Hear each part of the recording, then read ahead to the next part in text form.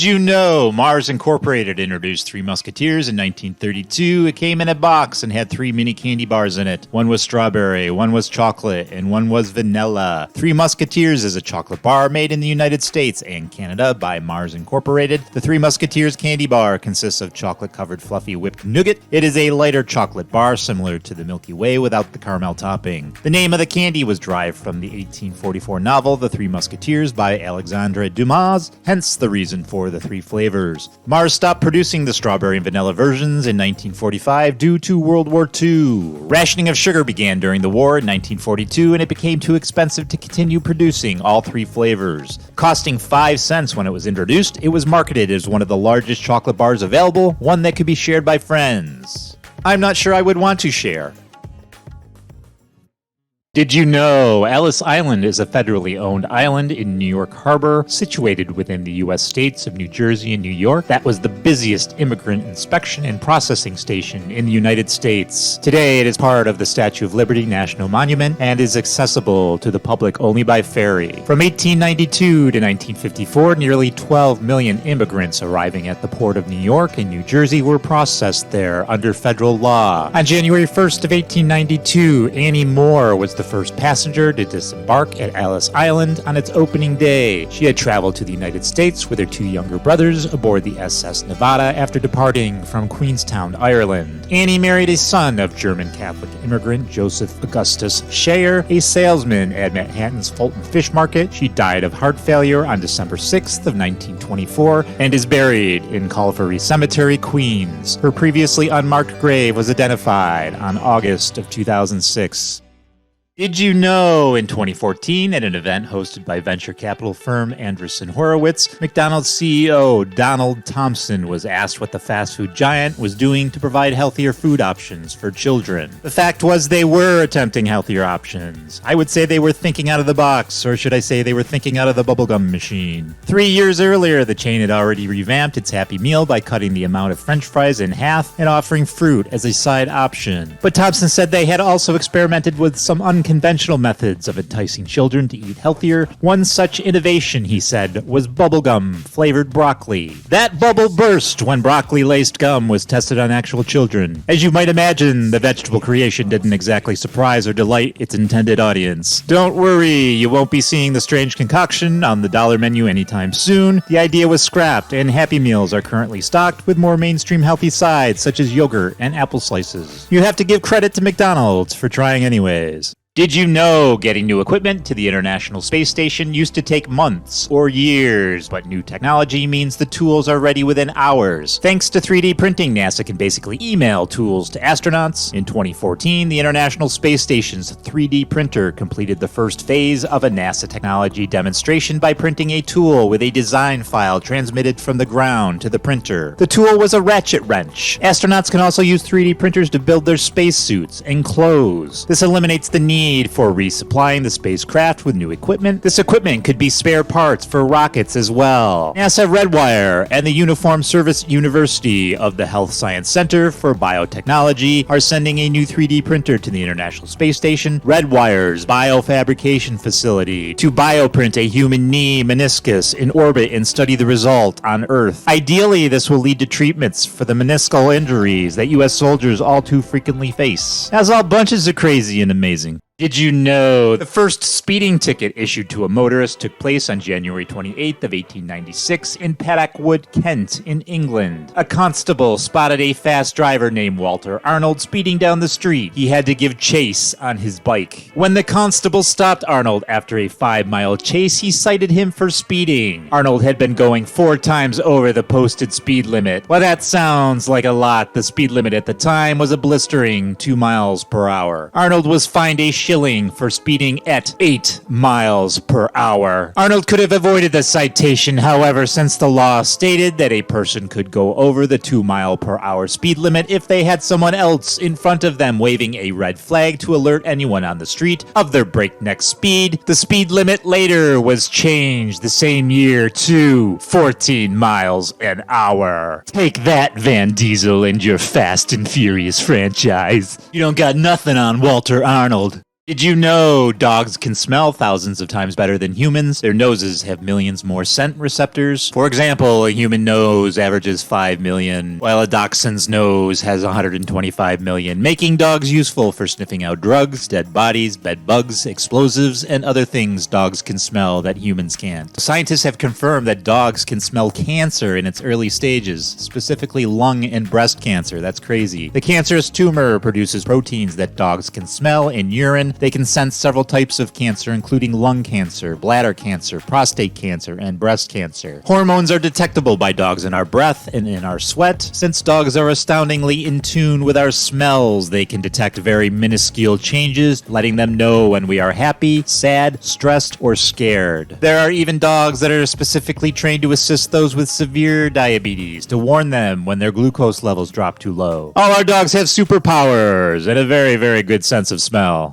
Did you know there are some things we just can't do with our bodies, or very few people can do with their bodies? It's impossible to hum while holding your nose. That's because you need to breathe out your nose to make the sound. Sure, you can make bizarre noises out your mouth. That isn't humming. Most people can't lick their elbows. This is due to the anatomy of the human arm and the position of the elbow joint, which makes it difficult for the tongue to reach. It's not impossible to do if you're very, very flexible. That gives me reason for thought. Why the hell would we want to lick our own elbows? Twitching your nose. Now, Samantha Stevens from Bewitched can do it, but very few can. Elizabeth Montgomery, the actress that played Samantha, actually got sick and tired of being asked to twitch her nose by her fans, and she refused to do it after the series was over. Toot your own horn. How do I explain this one without being demonetized? According to researchers, who the heck is researching this? According to researchers, 2 to 3 out of 1,000 men in the world can pleasure themselves with their own mouth. I suppose that's a good note to end on. Did you know the inventor of the Pringles can was buried in a Pringles can? Frederick John Baer was an American organic chemist and food storage scientist notable for designing and patenting the Pringles packaging. Baer filed for a patent for the tubular Pringles container and for the method of packaging the curved stacked potato chip in the container. He did that in 1966, and it was granted in 1971. Baer passed away May 4th of 2008 at the age of 89 in Cincinnati, Ohio. Baer's children said they honored his request to bury him in one of the cans by placing part of his cremated remains in an original flavor container. I would have opted for barbecue, but to each their own. His Pringles container is in his grave in suburban Springfield Township. The rest of his remains were placed in an urn buried along with the can, with some placed in another urn and given to one of Baer's grandchildren. The guy gets around more dead than I do alive. He seems to be spreading himself thin. Did you know a 10-year-old mattress weighs double its original weight? This is due to the debris it absorbs over time, such as mites, mold, dead skin cells, dandruff, spills, and yada yada yada. Every night we sweat and release natural body oils while sleeping. Over time, these substances can accumulate on the mattress, leading to stains and odors. Dust mites and other allergens can make their way into your mattress, especially if it's not adequately protected. This can exacerbate allergies and contribute to a less hygienic sleeping environment. Accidental spills, whether from beverages, food, or other substances, can stain and soil a mattress. These spills can promote the growth of bacteria and mold, and a lot of us have sex on that thing. Those fluids build up. Our bodies naturally shed dead skin cells, and many of these end up on our bedding and mattresses. These cells provide a food source for dust mites and other microorganisms. So make sure you're cleaning your mattress, and make sure you have a good night's sleep.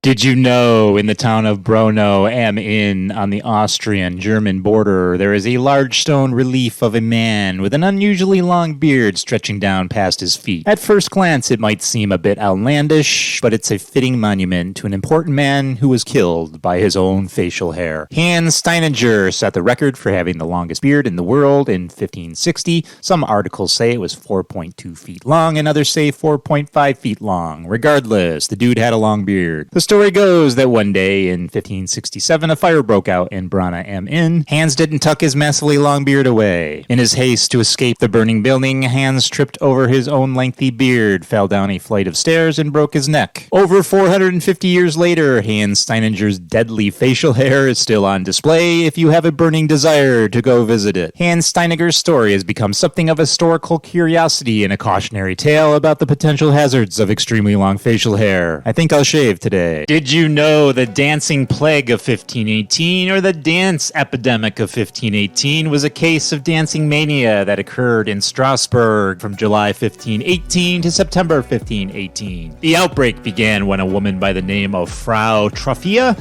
began to dance fervently in the street of Strasbourg. Troffea kept up this constant dancing for a week straight. Soon, 36 others joined in on the dancing chaos. In August of the same year, the dancing plague claimed 400 victims. Dancers were beginning to collapse. It is said some even died due to stroke or heat attack. No one knew what was causing this reaction, which meant no one understood how to remedy this situation either. By early September, the outbreak began to subside as the dancers were sent to a mountain shrine to pray for absolution. Historians and scholars have proposed various theories to explain the dancing plague, including religious fervor, psychological stress, and environmental factors. Did you know humans have a lot in common with bananas? Yes, it's true that a significant portion of the human genome shares similarities with the genomes of bananas and other plants. Essentially, scientists took all of the banana genes and compared them one at a time to human genes. Why did they do this? They must have been bored at the lab one day. The reason for this similarity lies in the shared evolutionary history of all living organisms on Earth. All life forms, including humans and plants, share a common ancestor in the distant past. Over millions of years of evolution, genes responsible for fundamental cellular processes and functions have been conserved across species. These are often referred to as homologous genes. According to one research, 60% of our genes have a recognizable counterpart in the banana genome. Of those 60%, the proteins encoded by them are roughly 40% identical when we compare the amino acid sequence of the human protein to its equivalent in the banana. I have no idea what that means, but it sounds really important. Did you know some human body parts once were considered to serve no purpose, but further research doesn't make that necessarily true? Here are some examples of body parts that are often cited as having limited function in modern humans. And believe it or not, I am not a doctor, so I may mispronounce some of these terms. The appendix is a small tube-like structure attached to the cecum, a part of the large intestine. Recent research suggests that it may play a role in the immune system and gut health, so don't get rid of it just yet. The coccyx, I guess? The tailbone is a small triangular bone at the base of the vertebral column. It is a remnant of a tail that our distant ancestors had. It does provide attach points for various muscles and ligaments. The plica semilunaris, I guess, is a small fold of tissue in the inner corner of the human eye or a third eyelid. It may still have a minor protective function. Tonsils are lymphoid tissues located in the throat. They are part of the immune system and play a role in protecting against infections. But we can have quality of life living without them. There's today's useless knowledge.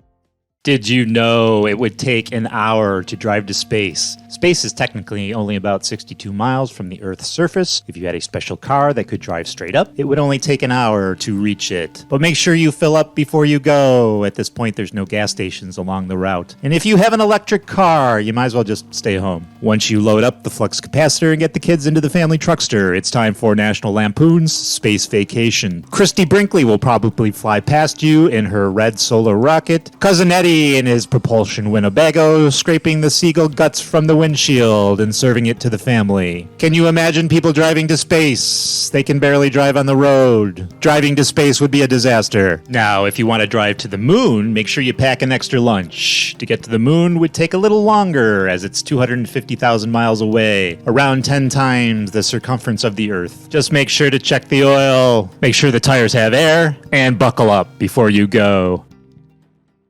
Did you know the largest tree in the world, as measured by volume, is the General Sherman tree, which is a giant sequoia located in the giant forest of Sequoia National Park in California, USA. General Sherman tree is estimated to be around 2,200 years old. It stands approximately 270 feet tall and has a diameter of its base of about 36.5 feet. Its total volume is estimated to be over 52,500 cubic feet. Sequoias can grow to enormous proportions, and some individual trees in the same area also rank among the world's largest and oldest living organisms. Sequoia National Park and the adjacent King Canyon National Park are home to many of these ancient and colossal trees. While General Sherman is indeed one of the most massive and famous giant sequoias and is often touted as the largest tree by volume, it's not necessarily the largest living organism on Earth. What is, did you ask? Tune in tomorrow and I'll tell you. Now, go make like a tree and leave. Did you know, and this is a continuation from yesterday, while General Sherman is undoubtedly one of the most remarkable and massive trees on Earth, General Sherman is the largest individual tree by volume, but it's not the largest living organism in terms of size or interconnected structure. The largest living organism is considered to be a specific Armillaria ostiae fungus in the Muller National Forest in eastern Oregon, USA. This fungus covers an area of about 2,385 acres and is estimated to be thousands of years old. It consists of a vast network of mycelia, the underground structure of a fungus, and it is often referred to as the humongous fungus or the honey fungus. Fungus plays a vital role in the ecosystem. Without fungus, we wouldn't have wine or bread. Wood wouldn't break down after it died, and we wouldn't have anything to put on our salads. Fungus is one of the least understood members of the living world, and I always thought I was the least understood member of the living world. Did you know Just Room Enough is the smallest inhabited island in the world? It was purchased in the 1950s by a wealthy family to serve as a holiday home. Just Room Enough Island is a real place, and it is located in the Thousand Islands region of the St. Lawrence River between the United States and Canada. The island is indeed named for the fact that it's quite small and has just enough room for a single tree and a tiny house. This island is exceptionally small, measuring approximately 3,300 square feet, and that's about 0.08 acres. The house was built to take full advantage of the limited available space, and it occupies a significant portion of the island. The house includes a living room, kitchen, bedroom, and a small garden. Just Room Enough Island is a charming and unusual destination, offering a glimpse into the creativity of property owners who have made the most of their small piece of land in a beautiful natural setting in the Thousand Island region. My only question is, how do they get to the store?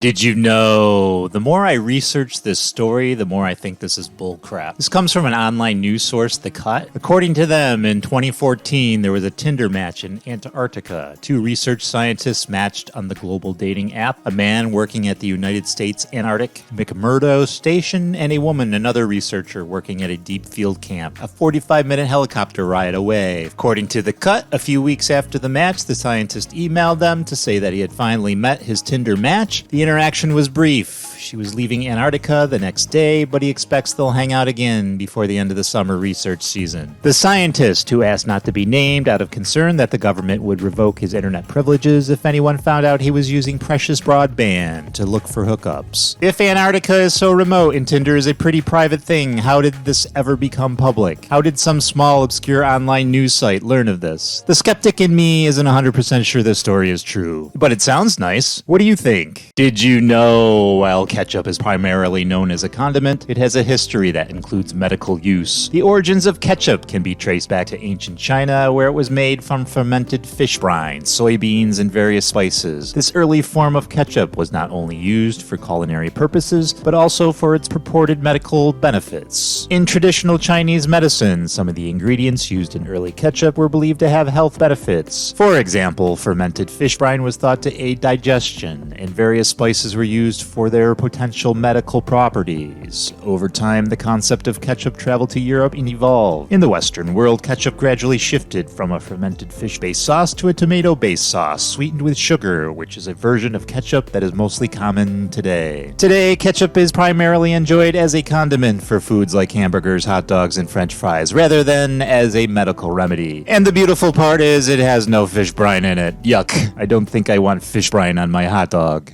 Did you know, located around the world, there are toilet museums? Not just one, but several. Toilet museums, also known as sanitarium museums, are institutions that focus on the history and evolution of toilets and sanitation systems. Here's a list of them as best I can pronounce them. There's the Sulabha International Museum of Toilets in New Delhi, India. Mr. Toilet House in Suwon, South Korea. Museum of Toilet History in Yevik, Ukraine. I wonder Russia wants that country so bad. Putin being a shithead and all. The Paris Museum of Sewers in Paris, France. Gladstone Pottery Museum in Stoke-on-Trent, England. Shanghai Sewage Museum in Shanghai, China. Tokyo Sewage Museum in Tokyo, Japan. Sewerage Science Museum in Osaka, Japan. Barney Smith's Toilet Seat Art Museum in the Colony, Texas. There's even a World Toilet Organization stationed in Singapore. Did you know, as a follow-up to yesterday's toilet museums, I found there are actually toilet-themed restaurants, and not just one. That gives a whole new meaning to someone telling you to eat shit, because you can literally go and eat shit. Well, the food looks like shit. Check out some of these restaurants.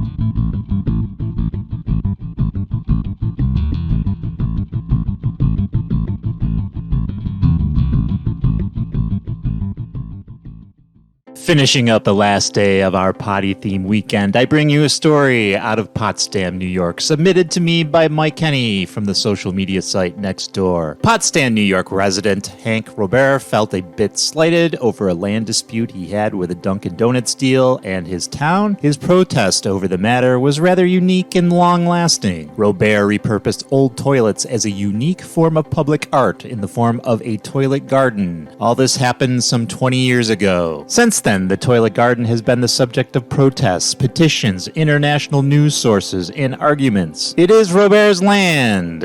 You would think this would be a great tourist attraction. Small town politics is ridiculous. It's Potsdam, my dudes, not Paris, France. Get over yourselves. You're not the cultural center of the world. No one knew your town existed until this story. Check out the documentary on the subject called Potty Town, directed by Morgan Elliott. You can watch it for free on Vudu, Tubi, and Plex TV.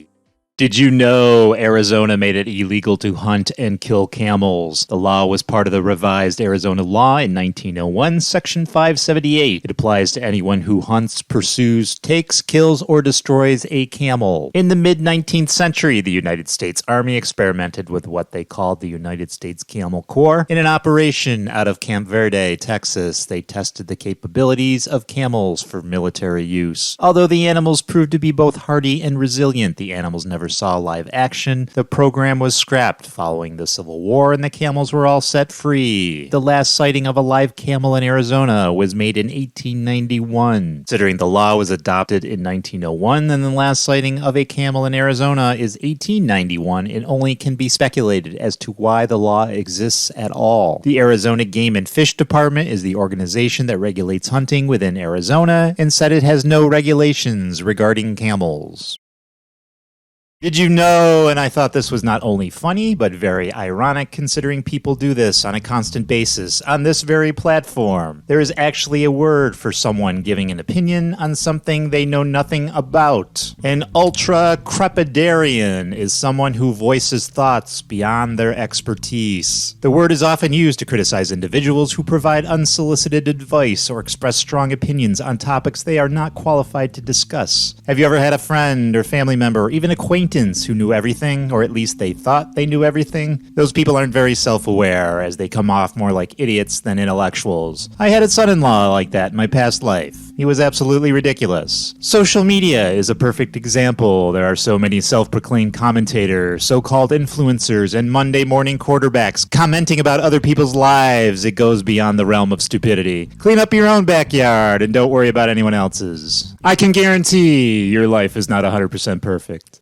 Did you know Robert the Doll was created in the early 20th century, around 1904, reportedly manufactured by the Steiff Company? The doll was a gift to a young boy named Robert Eugene Otto from his grandfather as a birthday gift. Some stories say the doll was given to Gene by a family servant who was believed to have practiced voodoo and black magic. I tend to believe it was the grandfather. Gene became very attached to the doll and named it Robert after himself. Strange events started happening after Gene received the doll. He would often blame the doll for causing mischief. and visitors to the Otto family's home claimed they could hear the doll giggling or moving on its own. Jean maintained a strong attachment to Robert throughout his life. Not sure how true that is. There's never been a picture of Jean with the doll. After Jean's death in 1974, the doll was placed in the Key West Muertos Museum. It's said Jean's doll was one of the inspirations for the character Chucky from the Child's Play franchise. But who really knows if that's true either? Did you know Robert the doll is on display at the Ford East Muertos Museum in Key West, Florida? You should know. I told you the last video. The doll is housed in a glass case to prevent visitors from touching it. Visitors who wish to take a photograph of Robert are advised to ask his permission and are also encouraged to be polite, as it's believed that failing to do so can lead to misfortune or bad luck. Many letters from visitors apologizing to the doll for not asking permission are on display. There are numerous reports of people experiencing misfortune after visiting Robert the doll and failing to show him the proper respect. People have claimed that they've experienced accidents, illnesses, or other unfortunate events after taking photographs of the doll without asking permission or making disparaging remarks. Of course, that stuff never happens unless you visit that doll. While skeptics argue that the tales of Robert the doll are mere superstition and folklore, it remains a popular tourist attraction and a significant part of Key West local legend. I have a sock puppet that talks to me all the time. It's really weird.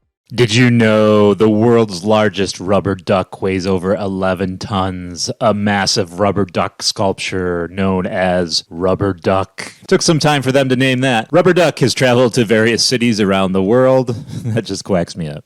Rubber ducky, you're the one. You make bath time lots of fun. Created by Dutch artist Florentine Hoffman, the sculpture is part of a series of gigantic rubber ducks that have been exhibited in various cities around the world. Florentine's other works include Big Yellow Rabbit, a giant yellow rabbit made of stuffed animal plush toys. In 2014, Hoffman created Hippopotamus, a massive floating sculpture of a hippopotamus that was installed in the Thames River in London. Fat Monkey is a sculpture made of wooden planks and resembling a rotund monkey. Florentine Hoffman's work often incorporates humor, childhood memories, and a sense of wonder, making them accessible and appealing to a wide audience. Did you know there are 2 documented cases of women serving during the United States Civil War? Who knows if there were more? I would imagine so. In this video, we'll concentrate on Sarah Emma Edmonds Seeley, born as Sarah Emma Evelyn Edmonds. Oh my god. She lived from December 1841 to September 5th of 1898. She was a Canadian-born woman, disguised herself as a man, and served as a soldier in the Union Army. Edmonds initially adopted the identity of a man named Frank Thompson and joined the 2nd Michigan Infantry as a field nurse. She later became a male field spy working for the Union Army's intelligence service. During her service, she participated in various battles and espionage missions, often using disguises and aliases to gather valuable information about Confederate forces. One of her most famous exploits was her infiltration of Confederate lines during the First Battle of Bull Run in 1861. She posed as a black man, a Southern sympathizer, and a woman to gather crucial information for the Union. Did you know there are 2 documented cases of women serving during the United States Civil War? I would imagine there were more. In this video, we'll concentrate on Jenny Irene Hodgers, an Irish-American serving as a soldier in the Union Army during the American Civil War. Jenny Hodgers enlisted in the 95th Illinois Infantry under the name Elbert D.J. Cashier. In 1862, shortly after the Civil War began, for over 3 years, Cashier served as a soldier participating in various battles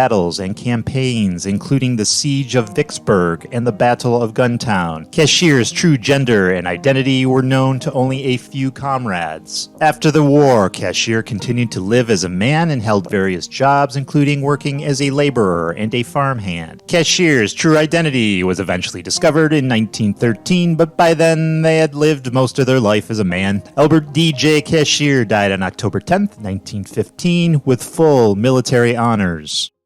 Did you know, and I always have to check on these things because they don't sound right, and I have to check 2 or 3 resources before I put them online. This one I was reading, it said the idea that people said prunes instead of cheese in the 1840s to keep their mouth taut and avoid smiling in early photographs is common but an inaccurate myth, which sounds right because if you go prunes, you look like a fish.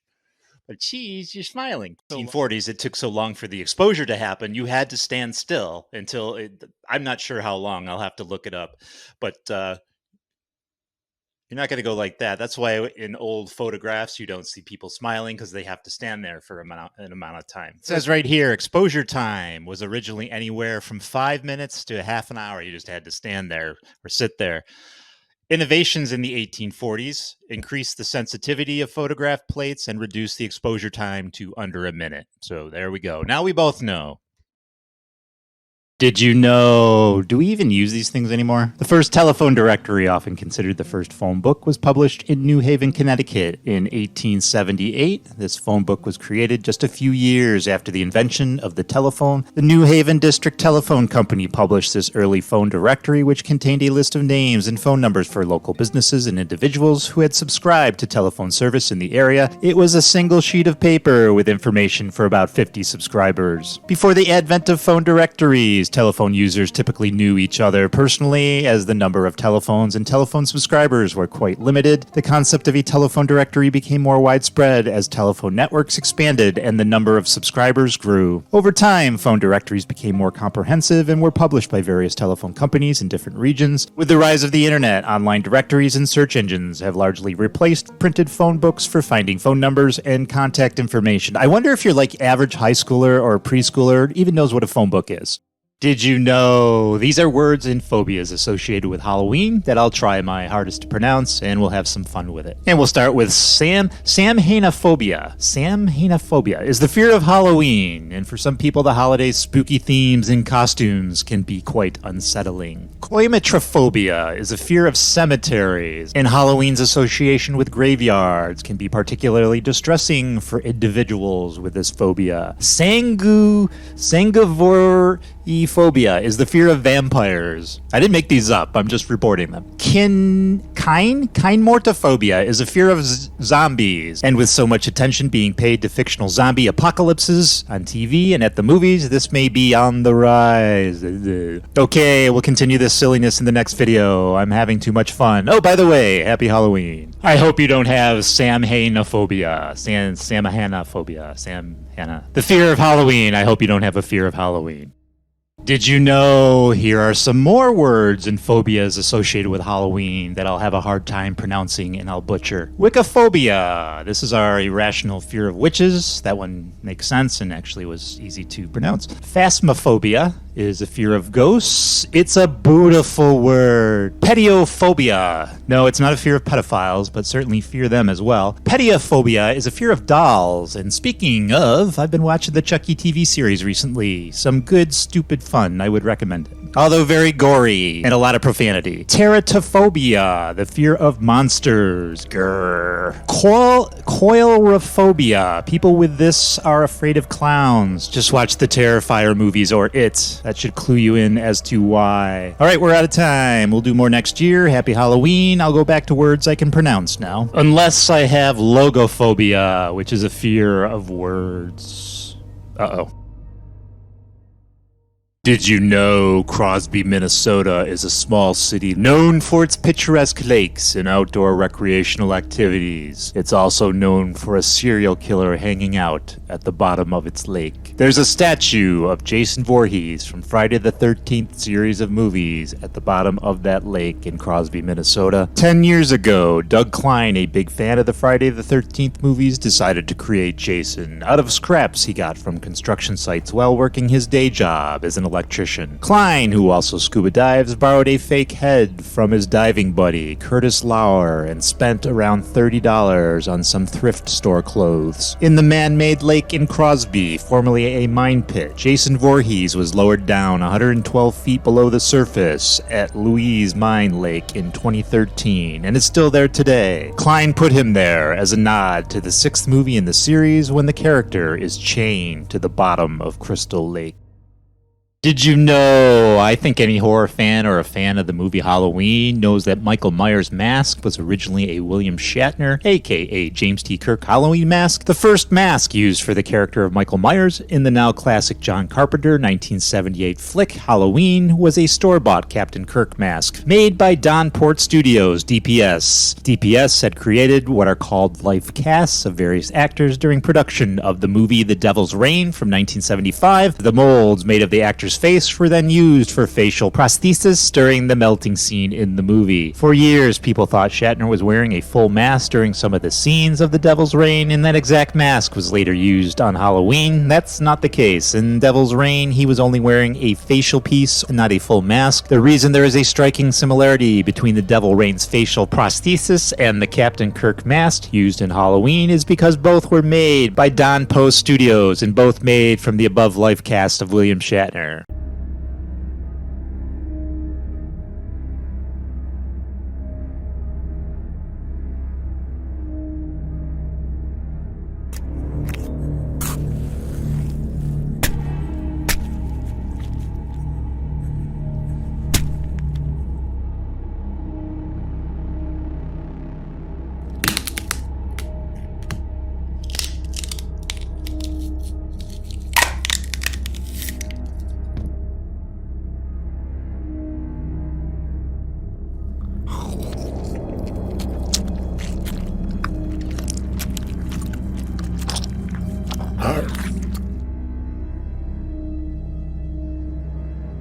Well, these are chamois that you buy at the hardware store to wash your car. If you have one Foley prop in your arsenal, get a chamois because they are great for gush.